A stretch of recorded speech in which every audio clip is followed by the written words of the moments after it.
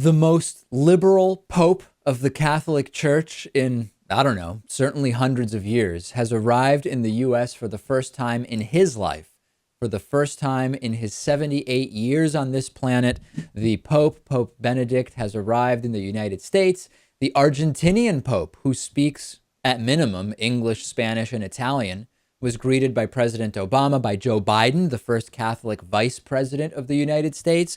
This is so clearly a much better pope than that Joseph Ratzinger, right? Pope Benedict the 16th.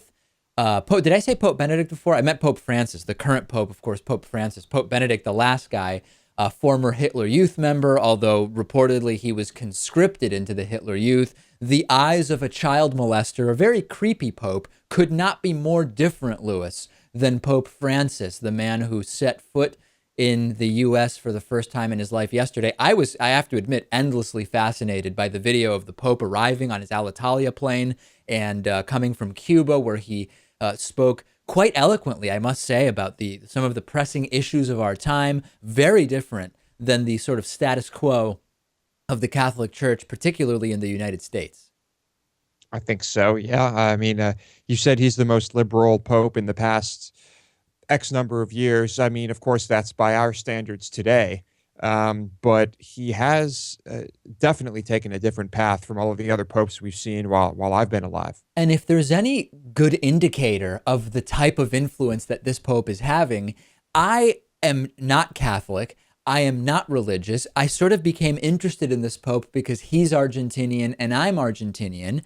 But there is just a lot to like about this guy. When you talk about his position on climate change is real and it's important, and we need to take care of our planet. Income inequality, helping the poor, evolution being real, science being real, God not being a magician, talking about the problems with materialism, saying it's important that we help immigrants, number one, in terms of taking them in, but also in helping them integrate into the countries that refugee immigrants find themselves in. These should really not be political issues. And he recently was asked, Lewis, on the plane on the way on this trip, are you a leftist? Because you are considered a leftist by many in the United States.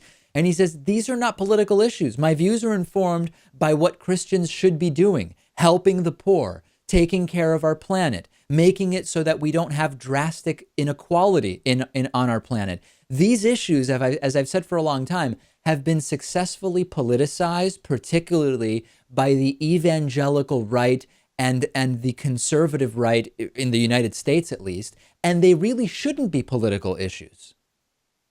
They shouldn't be, but when these issues are directly tied to money, then you have a political issue. So I think it's pretty much unavoidable.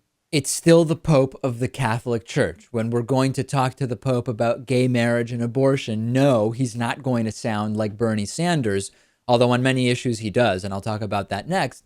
But we still have to consider this in the sort of context that this is the Pope of the Catholic Church, a church that has, on paper, some 1.x billion followers. I don't know if it's 1.2 or closer to 1.5 now.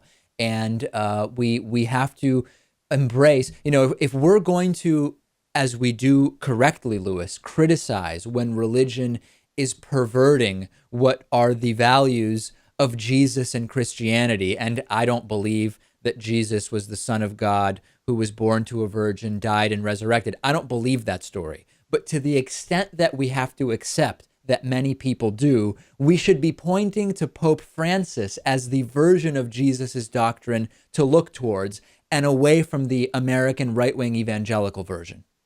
Their view of, I mean, let me be clear, I'm not a Christian, I'm not a Catholic, and I don't read the Bible every day, but I'm still pretty sure I have a good understanding of what Jesus stood for.